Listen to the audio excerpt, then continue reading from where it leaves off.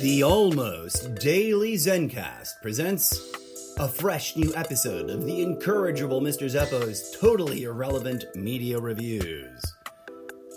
On this episode, we'll discuss Jules, the 2023 Ben Kingsley movie. Please stand by, we'll be jumping in real soon. But for now, let's enjoy this fresh new track from DJ Zed, Smooth Opener.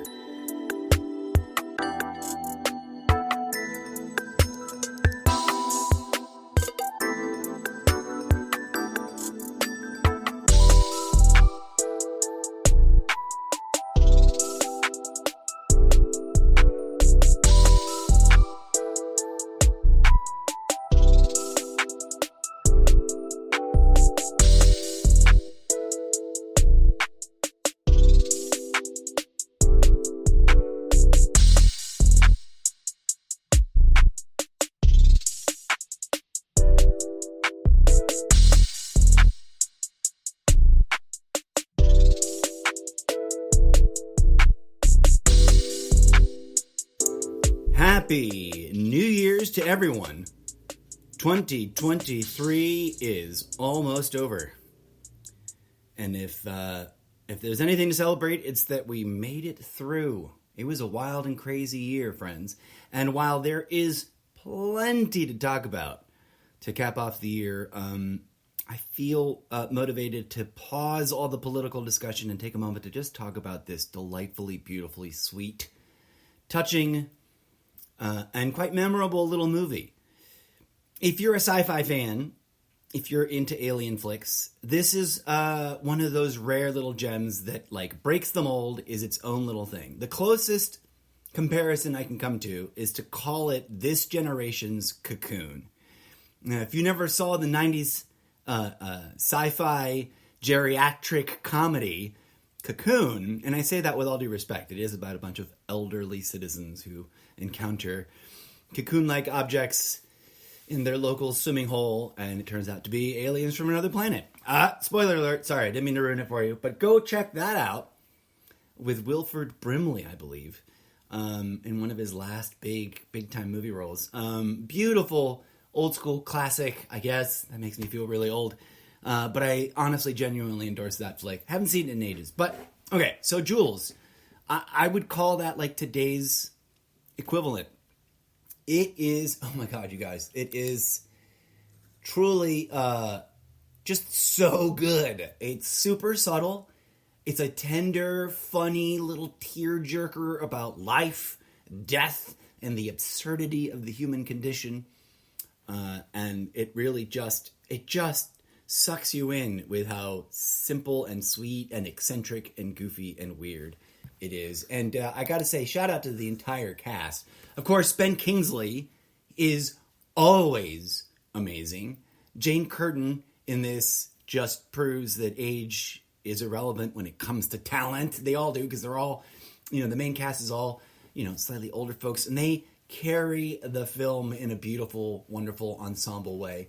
Harriet Sanson Harris, just wonderful in her part, and everybody really in it. I've got to make a special shout out, I think, as a student of physical theater and mask performance. Now, some might not know what that's about or what that really means in theatrical terms, but wow, the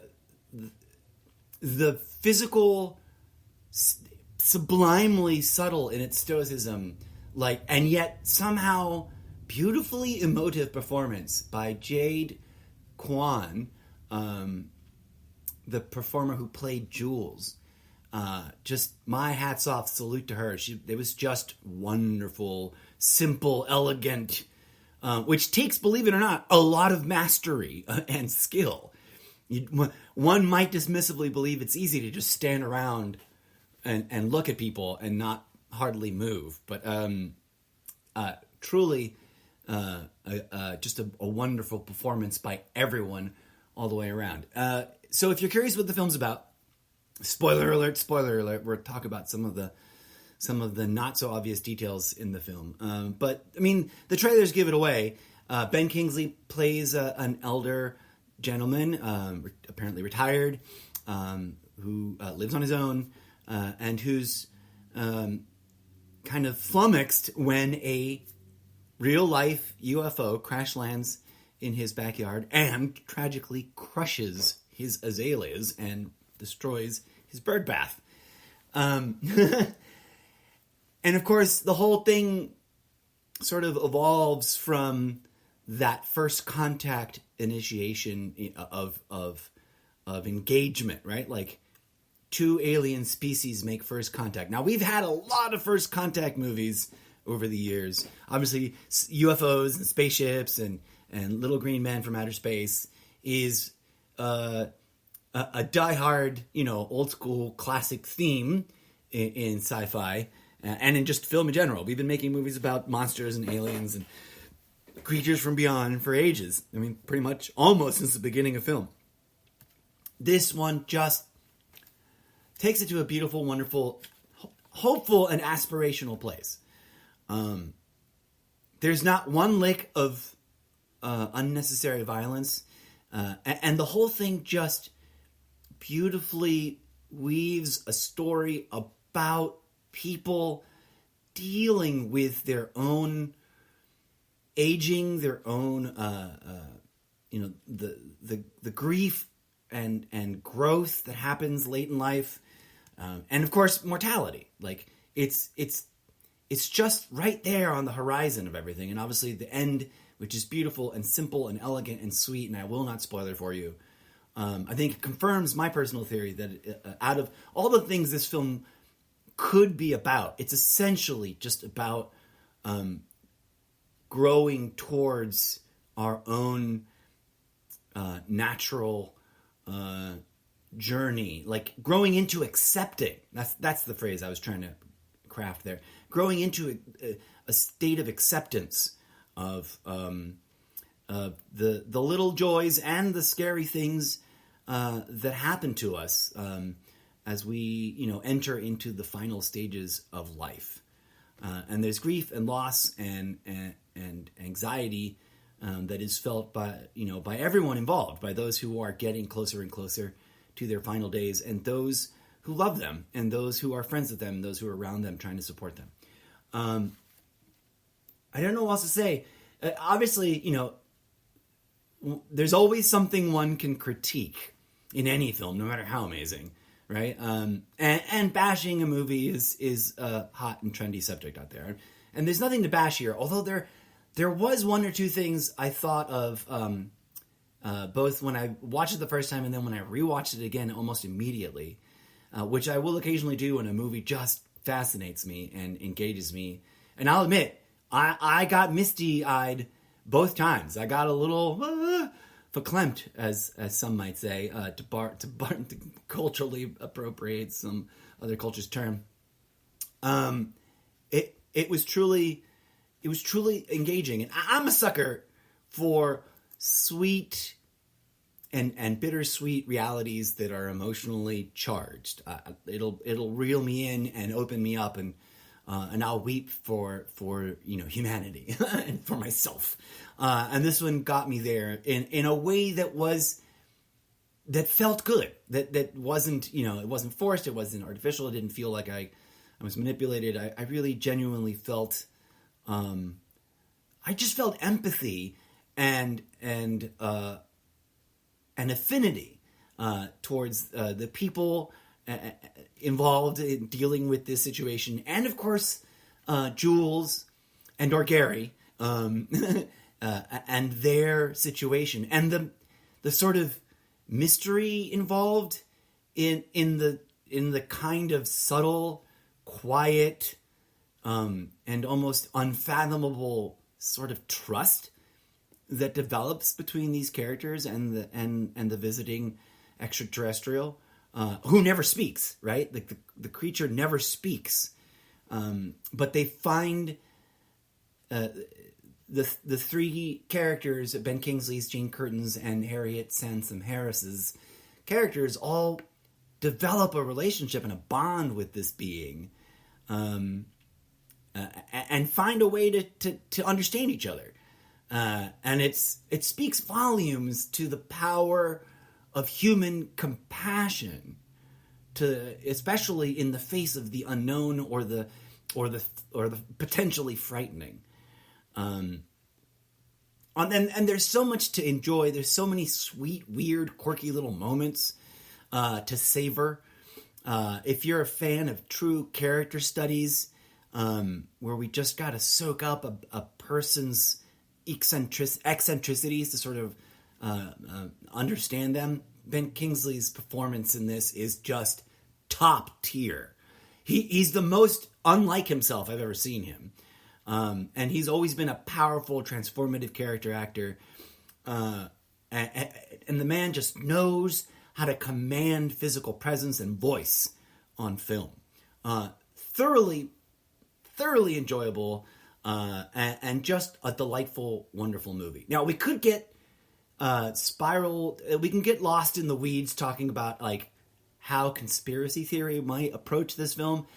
But I've said enough about all of those kinds of things in previous episodes when I address actual conspiracy theories, so I don't even want to open that door. But I just got to say, if you're the kind of person that, appreciates sci-fi, appreciates heartfelt, tender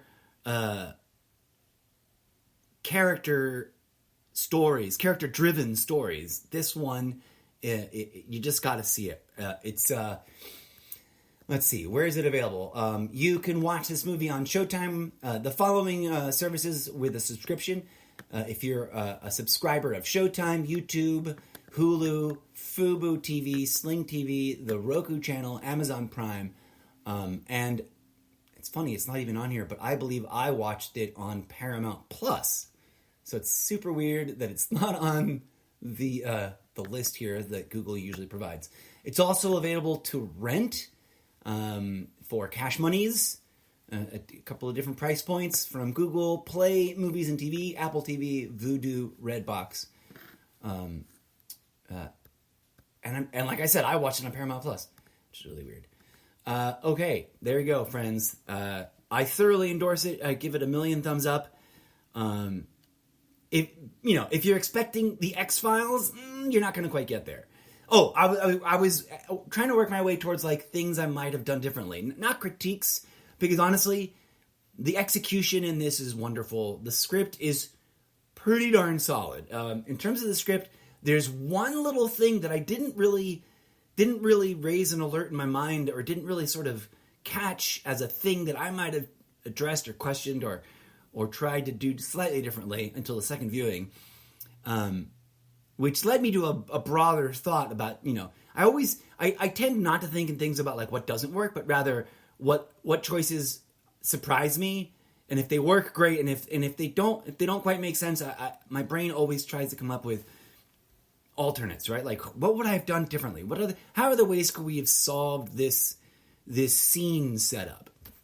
So this 1-2 thing that hit me was, so there's it's a UFO movie, and of course it wouldn't be a first contact UFO movie without some looming intrusion by government agencies trying to control the situation, and it has that element. And if there's one thing that I was left wishing, wanting, kind of hoping for a little more of, it was that. We do get a taste, like a little bit of the behind the scenes and a little bit of look into the world of the government agencies, or the government, whatever mysterious alphabet soup agency, Homeland Security of some kind, is monitoring and looking for stuff. And there's a whole, through line or thread through the thing about like how the news conveys, is trying to get the public to help the government find some satellite thing that fell out of the sky, etc. And there's one thing that happens really early in the film, like when the UFO crash. And spoiler alert, I do want to talk about this because it's like the one thing that I sat back and went, it's like the one thing that is technically like a continuity problem. It just like it's a logic fail. It's like a whoop, it's a pothole in the road that you probably didn't notice until you hit it. And then you're like, oh, that pothole's been there the whole time. So, spoiler alert, forgive me. The UFO crashes, and Ben Kingsley's character, Milton, wakes up in the middle of the night and realizes, oh my God, there's a UFO in my backyard. And it just crushed my azaleas and destroyed my bird bath, as he so eccentrically points out to people early in the film, or during the next series of sequences in the movie. But the very first thing that he does is call 911. Okay, and this point of the film, we haven't really been introduced to the G-men that monitor UFO stuff. But subsequently, thereafter, we get a lot of like cut to reveals of intercepted phone calls. Okay, so there is like this external pressure of the government agencies attempting to track down eyewitnesses and then to go interrogate them, etc. And it's just ever so slightly on the just too thin side for me. We don't get any interesting, G-men perspective. We don't get a deeper perspective of that. It's all really just a little sliver of that. And the initial flaw that made me realize I was kind of left a little hungry for a little more meat on that bone, because I think there's room for funny, and there's room for a little bit of higher stakes, a little bit more believability to the like urgency, because it is a little the government agents come off as a little flat. They feel a little cardboard cutouty in the scenes where they're actually out in the field doing their job, It's not so distracting that it distracts from the movie. It all works out. So I'm not trying to pile on in a bad way. I'm just saying I would have done something a little differently. And I wouldn't have just left that initial 911 call dangling and unintercepted, because later on it just started to gnaw on me. It isn't like, okay, unless we had been given some setup information about this, like maybe it's a task force that's only just been organized because of this incident. Okay, then I would have then understood and found it much more like less of a hanging Chad, to borrow a totally irrelevant political reference, that this phone call wasn't flagged. But we never get that information, and it doesn't have that vibe to it. The few times that we visit this call center, this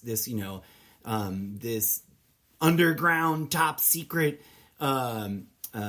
information communications interception task force thing that's happening, they're obviously just routinely flagging, catching, monitoring, and then tagging intercepted phone calls. So why didn't they intercept and flag his initial 911 call, right?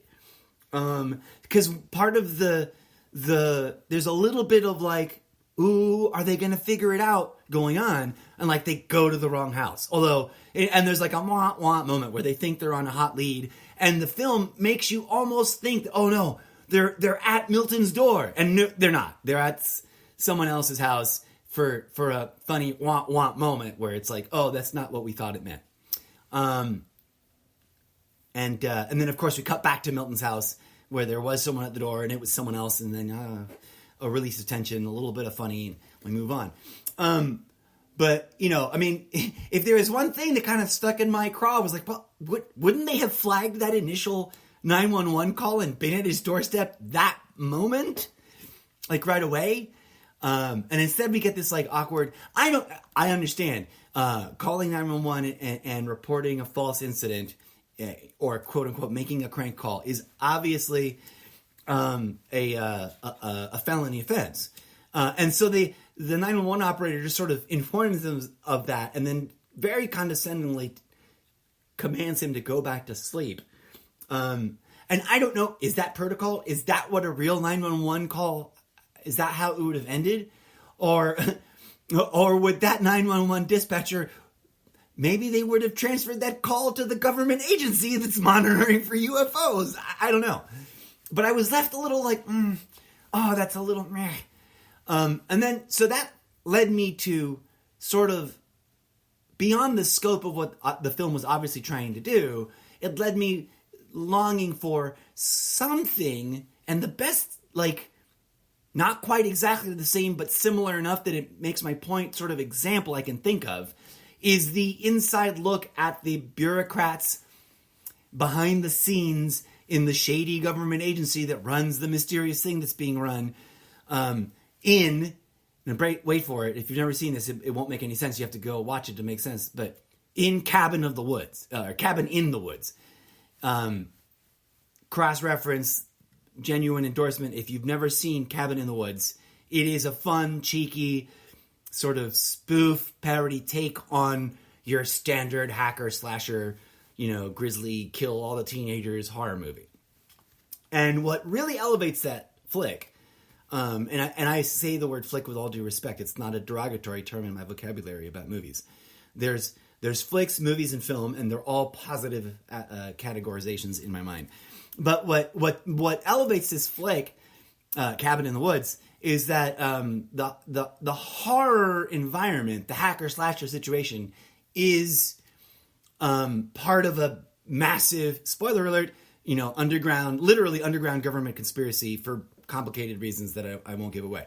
But the characters and their banter and their side of the story, their side of the action, was just that many more degrees flushed out. And again, it was the kind of thing where they cut away to it. It wasn't, it was like the second tier story. Or I don't know, there's a technical term there and it's not coming up. The file cards are all jumbled in my head.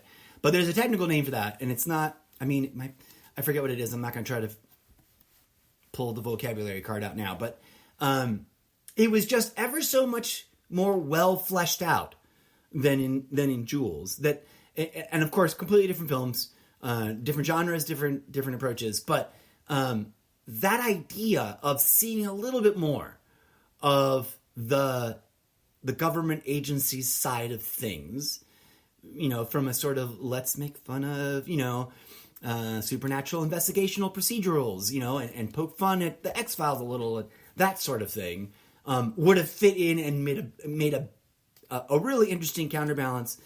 Like I said, could have added a little bit more of high stakes and urgency and gravitas. But, it's not such a deficiency that it lowers my admiration for the film in any way, shape, or form.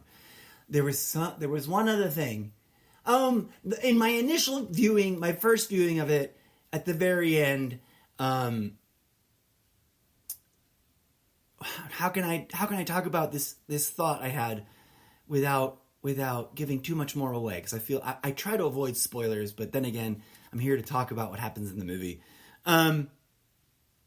Well, so the alien, is crash landed, and obviously, well, there's only one of two things that the alien could be trying to do: survive, escape, capture and survive on Earth, or repair their ship and go back home. And so they're repairing the ship and trying to go back home. And I kind of was hoping maybe this would turn into a road trip movie. We might, but it didn't. It wasn't like that. Not quite like Paul. Another Alien First Encounter favorite. Put a pin on the corkboard if you've never seen Paul. Go see it. I don't know where it might be available, but it's probably out there somewhere. So anyways, there was just a moment where I was just like, oh, please. Okay, so the alien has powers, right? I won't give away that because that was... That reveal was really that was the, whoa, I didn't see that coming smack dab in the middle of the movie. Which sort of, it did really sort of bring a whole nother level to it that was quite powerful. And I won't give that away. But at the end I was like, okay, so if he's got powers, can't he gift Milton a little boost, a little help? Because obviously Milton's health is beginning to show signs of deterioration. And that's why I believe that this movie is as much about the human condition and our journey towards confronting our own mortality as it is about anything else, science fiction-y or otherwise. And So there's this inevitability with Milton that we contend with throughout the film, and it's difficult. It's a subject that is that can be really painful in real life, and they approach it, I think, just right. They approach it in such a way that it's approachable and emotional, but there's also a feeling of comfort that comes with the end, even though Jules and or Gary didn't do the one thing I thought, if I was writing this, it's the one thing I would have done at the end, to just be like, woo, and just give Milton a little bit of ease and comfort. But they didn't, and it works out. And we're left with a beautiful end that leaves us wondering what happens next. Like, there's some pretty straightforward, obvious things we could assume about it. But I guess it's sometimes I'm annoyed when we're left without that answer. Like, what happens next? Or without a clear indication, if not an overt depiction of, at least a clear indication of what we should know happens next. And it is kind of open-ended in that regard. Although, it's the inevitability is upon us at the end of the film. And I don't know. I was just left moved and touched, and yeah, it was. I was left inspired to make this podcast, and that hasn't happened in a hot bit. Even though I'm a lover of movies and I watch them all the time. Anyways, yeah, there we go, friends. I strongly recommend this movie to people who enjoy science fiction and movies about making contact with that is from beyond and could be potentially scary and frightening. It's a delightful little quirky film, and it really just, it's got the feels in that just delightful kind of way. Powerful performances all around. My hat's off to the team involved, to the writers and or writer and the director. I don't know. I don't have the names in front of me. It was directed by, there it is, I'm kind of a liar, by Mark Turtletaub, whose name does not ring a bell. I apologize. Although I could have maybe seen other films of theirs. Anyways, there you go. There's my completely, totally irrelevant movie review of Jules. I think there are other movies called Jules, so this is Jules, in parentheses, 2023, with Ben Kingsley. I hope you enjoy. If you go out to watch it because of this little show, please do enjoy. And maybe come on back to whatever platform you listen to this podcast and let me know what you thought about the movie. And by the way, friends, thank you so much to everyone out there listening to this show. Your audience ship, which is an awkward word, but it is exactly what it is. Your participation and engagement with the show is deeply appreciated. And for those of you who caught my last episode, I thought I'd update you. I managed to get it together and prevented the backlog, the 7-year history of the Almost Daily ZenCast and its various little sub productions from being deleted. It will remain on Sprecher.com and, of course, continue to be distributed to the other listening platforms. And I humbly invite you to come on down to Sprecher.com. You can listen to the podcast completely for free on the Sprecher website. You could also install their app if you wanted to. You don't have to install the app. You could just go to the website and find my collection of podcasts and listen to there. The reason I invite you to, of course, you're welcome to listen on whatever platforms you might already be catching it on. But, and Sprecher does encourage us to do this, so I do not believe it's a violation of terms. And if it is a violation of terms of any of the secondary platforms, I'm not aware of that, and I apologize. Of course, listen wherever you want, but if you feel so inclined to help boost the support to this show, come on down to, let me get to the proper link, www.Sprecher, that's the German word for speaker, spelled SPREAKER.com, /user/ I don't remember making it this long, but okay, the-incorrigible-Mr-Zeppo /9167716. I'm going to copy paste that and see if I can't stick it in my in the description for the show after it's posted. But if you come on down, you can check out all the different spin-off shows that I've got and dive deep into the 7-year catalog. I've organized the show into various things. I usually drop, for those of you who don't know how my show works, I drop brand new episodes here in the main channel, as it were, the Almost Daily ZenCast. And then I occasionally reorganize them out into their various things. For those who want to listen to only, for example, this theme, the Totally Irrelevant Media Reviews, there's a page for that, so you can just listen to just my media reviews. I'll be adding this episode to that list after it sits in the main list for a few days and or weeks. Okay, thank you so much for your support. Come on down, check out the show. Oh, the thing that Sprecher encourages us to do, if you come on down to the website and listen to the shows there, I'm more likely to see your commentary if you leave any feedback on a particular episode, and it actually helps boost the ad revenue. This show is monetized, and I'm hoping that 2024 is the year that it truly takes off from this grassroots movement of growth that it's been having. This show is listened to in 20 plus countries around the world, and for that I've always been profoundly grateful. Now let's get it to so that it's more than 3 people in each of those countries. Thank you so much, friends. I'll be back again soon enough with more episodes. And Happy New Year's to you tonight. Please go out and have fun, or stay in and have fun. Be safe. Enjoy and savor every moment with your friends and family. And if you aren't with friends and family, please know you're not really as alone as it might feel. Reach out, say hello, and don't close yourself off to things. Anyways, be safe. Happy New Year's. And enjoy yourselves, and may next year be better and more awesome than last year was. All right, friends, a little DJ Z on the way out. Deep, chill lounging, fresh off the digital impress creation process. A DJ Z collaboration with all the fine folks over at Remix Live.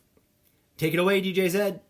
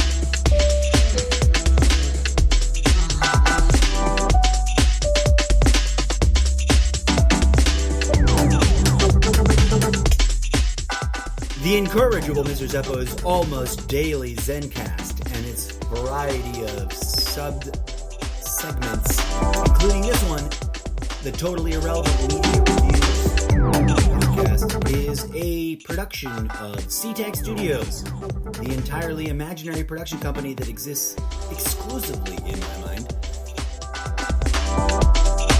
If you'd like to support CTech Studios and this crazy content creator, please head on down to solo.to to check out all the little projects I'm working on. Go be good human beings to each other out there on the internet and in the real world. Until next time, may peace, love, and grooviness blossom in your hearts, folks. Ciao for now.